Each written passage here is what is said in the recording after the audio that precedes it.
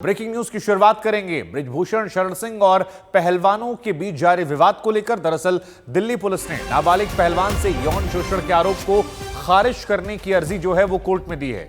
Delhi police की माने तो नाबालिग पहलवान के आरोप पर कोई भी सबूत नहीं मिला है। इस पर 1 जुलाई को सुनवाई होगी। दिल्ली पुलिस ने नाबालिग पहलवान के आरोप रद्द करने की मांग को लेकर 550 पन्नों की रिपोर्ट सौंपी है। उधर महिला पहलवानों से यौन उत्पीड़न केस में बृजभूषण के खिलाफ Delhi police chargesheet Raut Avenue court लेकर पहुंची। लगभग 1000 पेज से ज्यादा पन्नों की चार्जशीट है। आज दिल्ली पुलिस चार्जशीट दाखिल कर रही है।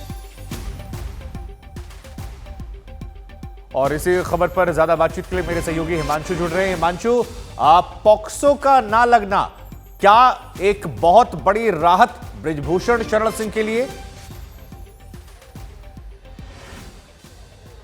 जी बिल्कुल, देखिए निश्चित तौर पर, क्योंकि जो गिरफ्तारी की तलवार लगातार जो लटकी हुई थी वो पॉक्सो की जो धारा लगी हुई थी उसी को लेकर के लटकी हुई थी।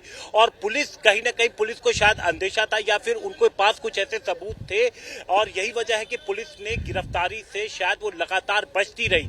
हालांकि गिरफ्तारी को लेकर के पहलवान लगातार प्रदर्शन करते रहे, लेकिन पुलिस ने बृजभूषण को गिरफ्तार नहीं किया। और आज पटियाला हाउस कोर्ट में पुलिस रिपोर्ट लेके पहुंची है। तकरीबन 550 पन्नों की वो पूरी रिपोर्ट है, जिसमें वो पूरी कार्रवाई जो 28 अप्रैल को जो एफआईआर दर्ज हुई थी पॉक्सो की, और उसके बाद पहले 161 का बयान हुआ, फिर 164 का बयान हुआ और फिर दोबारा उसी केस में पटियाला हाउस में 164 का बयान हुआ।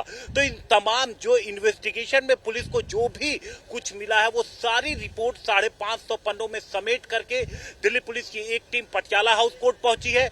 वहीं जो दूसरी एफआईआर दर्ज हुई थी, जिसमें 6 जो महिला पहलवान थी उनकी तरफ से जो दर्ज की गई थी, उसमें 1100 पन्नों की करीब चार्जशीट तैयार करके दिल्ली पुलिस की एक टीम यहां पर राउत एवेन्यू कोर्ट पहुंची हुई है। तकरीबन 11:15 बजे के आसपास शुभांकर यहां पर पुलिस की टीम पहुंची और केस जो एसआईटी बनाई गई थी इस पूरे मामले की जांच के लिए, जो महिला अधिकारी हैं वो यहां पर है। जिस थाने में, कनॉट प्लेस थाने में एफआईआर दर्ज की गई थी, उस थाने के जो अधिकारी हैं वो यहां पर मौजूद है। तो दोनों प्रक्रिया एक साथ तय की गई। आज का दिन लगभग पहले से ही तय था, क्योंकि जब पहलवानों की बात हुई थी वरिष्ठ नेता से, जो अनुराग ठाकुर से, तो आज का दिन तय हुआ था कि 15 तारीख तक पुलिस अपनी रिपोर्ट दाखिल कर देगी। और आज देखिए 15 तारीख है, पुलिस दोनों कोर्ट में एक साथ पहुंची और एक साथ रिपोर्ट दाखिल कर दी है। अब देखना ये होगा कि इस पर अदालत का रुख क्या होता है, कब का यहां से संज्ञान लेने की तारीख मिलती है। जी शुभांकर, यहां पर लेकिन पॉक्सो को लेकर कहा जाता है कि कोर्ट में जज साहब के विवेक पर भी तय करता है। जितना हमने पढ़ा समझा जाना कि पॉक्सो को लेकर अगर पीड़िता वापस लेती है तो सीधे रद्द नहीं होता है। ऐसे में जज साहब देखते हैं शायद क्या सबूत है, अगर कोई प्रथम दृष्टया नजर आ रहा है तो केस बनता है, नहीं नजर आता तो हट जाता है। तो अभी भी क्या पूरी तरह से खतरा नहीं टला है उनके ऊपर, क्योंकि अभी जज साहब के विवेक पर निर्भर होगा? अगर इस बारे में थोड़ा आप जानकारी दे सके दर्शकों को। बिल्कुल, देखिए जो रिपोर्ट यानी चार्जशीट नहीं है, लेकिन रिपोर्ट जो तैयार करती है पुलिस, वो अब तक की पूरी इन्वेस्टिगेशन की रिपोर्ट होती है। ये रिपोर्ट शुरू हुई, जो इन्वेस्टिगेशन की शुरुआत जब 21 अप्रैल को महिला पहलवानों ने कंप्लेन दी थी, जिसमें एक नाबालिग बता करके उन्होंने अपनी कंप्लेन दी थी, और उसके बाद इस कंप्लेन पर 28 अप्रैल को एफआईआर दर्ज हुई। तो लगातार जो इन्वेस्टिगेशन के दौरान जो पुलिस ने स्टेटमेंट दर्ज किए जो लोगों के, इसके अलावा जो इन्वेस्टिगेशन की, तो जो एज प्रूफ से रिलेटेड पुलिस को जो भी इसमें एविडेंसेस मिले, उन सारे एविडेंसेस को पुलिस ने उस रिपोर्ट में अपनी लगाई है। इसके अलावा जो पहले बयान दर्ज हुआ था 161 और 164 का, उस बयान को लगाया है। और जब दोबारा जो बयान दर्ज कराया गया जो बच्ची उसके पिता की तरफ से, उसको भी लगाया गया। और साथ ही साथ क्या कुछ उनको अपने इन्वेस्टिगेशन में मिला है, केस को जो पहला एलिगेशन था उसको समर्थन, या फिर जो दूसरा जो जब वापस लिया गया 164 का बयान दर्ज करा करके, उससे रिलेटेड वो सारी चीजें पुलिस ने कलेक्ट करके अब कोर्ट के सामने रख दी है, एक रिपोर्ट बना करके रख दी है। अब कोर्ट उस रिपोर्ट पर किस तरीके से संज्ञान लेता है, अगर उसे फाइनल रिपोर्ट अगर आप कहें, तो उस ऐसे मामले में भी कोर्ट पहले विक्टिम से बात करता है, वहां से तय होता है कि क्या आप इस जो रिपोर्ट है, जो पुलिस की तरफ से इन्वेस्टिगेशन ठीक है रिपोर्ट लगाई गई है, हिमांशु, इससे सहमत है या ठीक नहीं है, उसके बाद आगे की कार्रवाई तय होती है। ठीक है, आपने ये महत्वपूर्ण जानकारियां दी। मेरी एक और सहयोगी मिलन हमें नजर आ रही हैं बृजभूषण शरण सिंह के दिल्ली वाले घर के बाहर से। वैसे तो वो कैसरगंज गांव से सांसद हैं, गोंडा में उनका घर परिवार है, लेकिन मिलन, उनके घर के बाहर क्या दृश्य है? क्योंकि ये एक बड़ी राहत हो सकती है अगर पॉक्सो हट जाता है, क्योंकि तुरंत गिरफ्तारी जो है वो शायद इसके बाद नहीं होगी, उसके बाद एक सामान्य प्रक्रिया चलेगी और लंबी लड़ाई देखने को मिल सकती है। तो उनके घर के बाहर क्या दृश्य है? क्या वो मौजूद है दिल्ली में या फिर गोंडा है? और जरा बताइए कितनी बड़ी राहत उनके लिए। जी, इस वक्त देखिए निश्चित रूप से बृजभूषण शरण के लिए कहीं ना कहीं थोड़ी बहुत राहत इस वक्त दिखाई दे रही है, लेकिन मैं आपको बता दूं कि जिस वक्त जो एफआईआर पॉक्सो के लेके रजिस्टर भी की गई थी, उसके बाद भी बृजभूषण शरण की तुरंत अरेस्टिंग नहीं हो पाई थी। इसमें कई बार दिल्ली पुलिस के सूत्रों ने यह भी कहा था कि ज्यादा एविडेंस नहीं वो कलेक्ट कर पाए हैं, और इस चक्कर में भी जो चार्जशीट आज फाइल हुई है उसका जो निरंतर जो डेट दी गई थी वो आज की तारीख दी गई थी और आज फाइल हुई है। लेकिन अगर हम पॉक्सो केस की बात करें और 164 के बयान की बात करें, माइनर की जो एक बहुत ही अहम एफआईआर थी 2 एफआईआर्स में से, उसको आज दिल्ली पुलिस ने एक तरीके से कैंसिल करने के लिए जो रिपोर्ट दर्ज की है, इसकी वजह से बृजभूषण शरण को थोड़ी बहुत राहत दिखाई दे सकती है। इनके आवास के बाहर इस वक्त हम हैं और आप देख सकते हैं कि यहाँ पर कड़ी सुरक्षा आज भी लगा दी गई है। हालांकि जब से ये जंतर मंतर पे धरना शुरू किया था पहलवानों ने, तब से लेके अब तक यहाँ पर कड़ी सुरक्षा का बंदोबस्त रहता है। हालांकि कल ही बृजभूषण शरण ने आज तक से एक एक्सक्लूसिव इंटरव्यू में कहा है कि उनको टारगेट किया जा रहा है। अब कहीं ना कहीं उनके जो कहे हुए बयान है वो भी दिल्ली पुलिस कहीं ना कहीं अपनी जो रिपोर्ट में दिखा रही है वो मेल खा रहे हैं आज की डेट में। लेकिन चार्जशीट जो फाइल हुई है, दूसरी तरफ जो 1500 पेज की जो चार्जशीट फाइल हुई है, वो भी अपने आप में एक बड़ा जो दिल्ली पुलिस का कदम है वो सामने दिखाई दे रहा है। और उसके बदले में जो 550 पेजेस की जो कैंसिलेशन की जो एफआईआर की रिपोर्ट फाइल हुई है, उसमें कई तरीके से दिल्ली पुलिस के सूत्रों से आगे भी हमारे सहयोगी जानकारी देंगे कि किस तरीके से यहाँ पर जो बयान बदले जा रहे थे और जिस तरीके से प्रेशर बनाया गया, रेसलर्स ने कहा उन पे प्रेशर बनाया गया परिवार पे, ये सारे तथ्य भी सामने आएंगे। हिमांशु लगातार हमारे साथ बने हुए हैं। हिमांशु, क्या हुआ, कब हुआ, कैसे हुआ, ऐसे तमाम बयान भी निकलकर बृजभूषण के आए जिनको लेकर बहुत सारे सवाल खड़े हुए। हालांकि बाद में उन्होंने खामोशी अख्तियार कर ली, टीवी पर बोलना कम कर दिया, लेकिन अब इसके पॉलिटिकल मायने क्या निकाले जाएंगे? क्योंकि एक केस में तो राहत है, लेकिन वो जो 1500 पन्नों की चार्जशीट की बात कर रही जा रही है, मिलन भी कर रही थी, उसमें क्या हो सकता है? क्योंकि इंटरनेशनल रेफरी की बात की जाए, नेशनल कोच की बात की जाए, कई और खिलाड़ियों, कहा जा रहा है बहुत सारे गवाहों ने गवाही दी है कि उन्हें पता था ऐसा कुछ हुआ है खिलाड़ियों के साथ। बिल्कुल, देखिए अभी तक की जो जानकारी है 200 से ज्यादा स्टेटमेंट दिल्ली पुलिस ने रजिस्टर किए। जो एसआईटी बनाई गई थी एक आईपीएस के नेतृत्व में, जो महिला आईपीएस थी, और 200 के करीब उन्होंने स्टेटमेंट रजिस्टर किए हैं, जिसमें करीब सूत्रों की अगर हम बात करें तो 20 से 25 आई विटनेसेस के भी जिक्र है, उनके भी स्टेटमेंट दर्ज है। लेकिन अभी कई ऐसी चीजें हैं जिसमें पुलिस की इन्वेस्टिगेशन लगातार जारी है।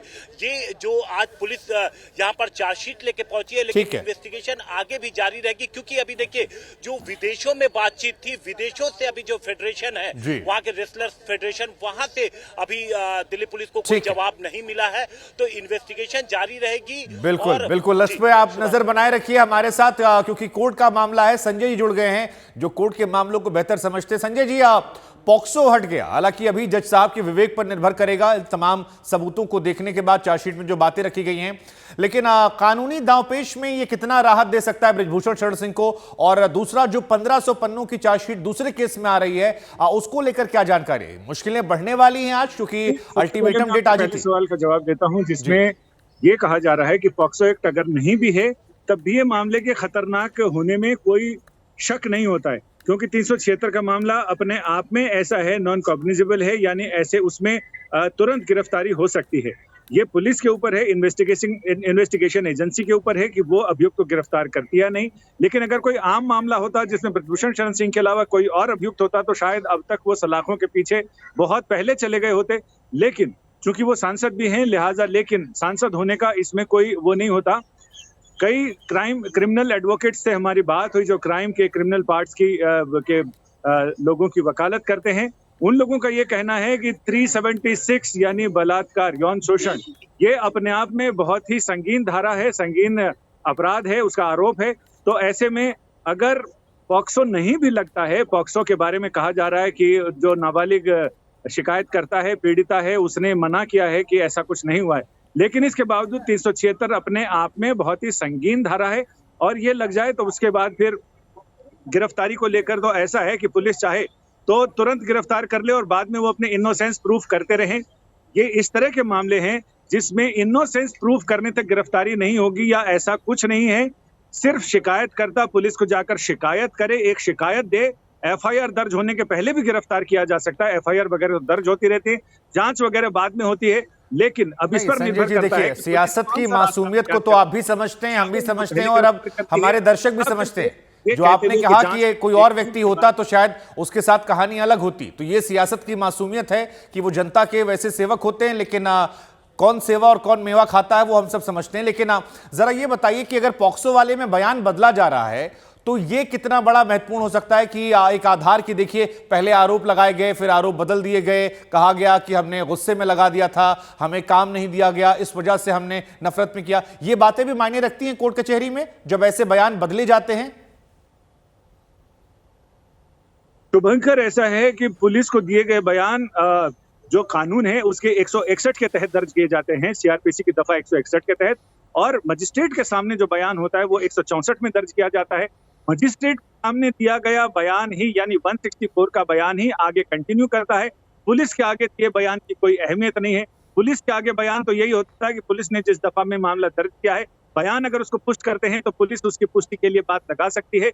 लेकिन 164 के तहत यानी मजिस्ट्रेट के सामने जो बयान दिया गया है, तो मजिस्ट्रेट के सामने दिए गए बयान के बारे में ही ये कहा जा रहा है कि वो बयान पीड़िता ने ये कहा है कि बृजभूषण शरण सिंह ने उसके साथ कोई यौन अपराध, कोई शोषण नहीं किया है। तो ऐसे में अब ये तो कोर्ट के सामने चीजें आ जाएं तब साफ होंगी, वरना अभी तक तो सीधे ऐसे ही पतंगे उड़ाई जा रही हैं और ये कहा जा रहा है कि पीड़िता ने बयान नहीं दिया है ऐसा। बृजभूषण शरण सिंह पॉक्सो एक्ट के तहत आरोपी घोषित हों, लेकिन अगर पॉक्सो एक्ट नहीं भी लगता है तब भी मामले के गंभीरता में, उसके संगीन जुर्म होने में, संगीन आरोप होने में कोई कसर नहीं रहती है। ये महत्वपूर्ण बात आपने बताई। 376 का बयान अपने आप में काफी है और ये आरोप अपने आप में काफी है। मिलन, ये जो 376 की बात यहाँ पर संजय जी कर रहे हैं, जिसमें कह रहे हैं कि पुलिस के विवेक पर निर्भर करता है। पुलिस चाहे अगर विवेक हो या बृजभूषण ना होते, जो बात विपक्ष भी कह रहा है या कई और लोग भी दबी जुबान से कह रहे हैं कि अब तक उठा लिया गया होता। आप अपने आप को इनोसेंस प्रूफ करते हैं, वहां पर आपको क्रिमिनल प्रूफ करने की जिम्मेदारी सामने वाले की नहीं होती है।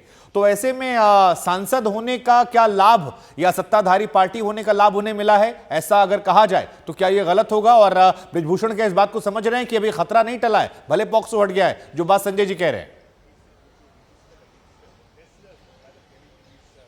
बिल्कुल, जो बात इस वक्त संजय जी बता रहे हैं वो एकदम अपने आप में गंभीर है और वो बात सही भी है, क्योंकि पॉक्सो का सिर्फ हटना, ये तो हम अभी एक ही एफआईआर की कैंसिलेशन की बात कर रहे हैं। बाकी 6 रेसलर्स की कंप्लेन पर जो एफआईआर दर्ज हुई है उसपे भी बहुत सारे संगीन सेक्शंस हैं जो सेक्सुअल हैरेसमेंट, स्टॉकिंग और 376 पे निर्धारित हैं, और इन सेक्शंस को लेकर भी जो अरेस्टिंग है वो हो सकती है आगे। लेकिन इस वक्त क्योंकि अब राउस एवेन्यू कोर्ट में ये चार्जशीट दर्ज की गई है, किस तरीके से कोर्ट इस पर संज्ञान लेती है ये देखना बहुत महत्वपूर्ण होगा। अगर बात सियासत के लिहाज से करें तो बृजभूषण शरण पर पहले से ही ये सवाल जरूर पूछे गए थे कि क्योंकि पॉक्सो पे केस आप पे लगा और इतने सारे जो संगीन अपराध जहां पे 154, 153 A D, 154 A D sexual harassment और स्टॉकिंग के केसेस लगे, उस पर भी उनकी अरेस्टिंग क्यों नहीं की गई। पुलिस के सूत्रों की माने तो ये कहा गया था कि कोरॉबोरेटिव एविडेंस ज्यादा उनकी तरफ नहीं था, और अब पिछले जो हफ्ते में ये सब चीजें हुई जिसमें जो माइनर है उन्होंने अपना बयान वापस लेने की जो खबरें बाहर आई, जिसको रेसलर्स ने नकारा, उन्होंने कहा कि ऐसा नहीं है, बल्कि उनके ऊपर प्रेशर बनाया गया है। इसको लेकर बृजभूषण शरण की थोड़ी बहुत राहत यहाँ पर दिखाई देती है पॉक्सो को लेकर। लेकिन मैंने पहले भी कहा कि जो बाकी 6 रेसलर्स की जो कंप्लेन है एफआईआर की, जिसपे चार्जशीट आज दर्ज हुई है, उसमें भी कुछ ना कुछ सामने निकल के आ सकता है। और ये भी देखना रहेगा कि पहलवानों का अगला कदम क्या होता है, क्योंकि सरकार से जो बातचीत थी वो इसी 15 तारीख तक को लेकर थी। लेकिन वकीलों की तरफ से क्या कहा जा रहा है, हम आपको ये भी सुनवाते हैं। फाइनल रिपोर्ट कोर्ट में फाइल करी है क्योंकि मामला पोक्सो 1 से है। इस वजह से जज साहब ने पोक्सो के कोर्ट में के लिए 4 तारीख के लिए फिक्स कर फाइनल रिपोर्ट कोर्ट में फाइल करी है क्योंकि मामला पोक्सो 1 से है। इस वजह से जज साहब ने पोक्सो के कोर्ट में के लिए 4 तारीख के लिए फिक्स कर। मैच से जुड़े आपके हर सवाल का हम देंगे जवाब। जानने के लिए हर update, live analysis, special interviews, download कीजिए स्पोर्ट्स तक ऐप।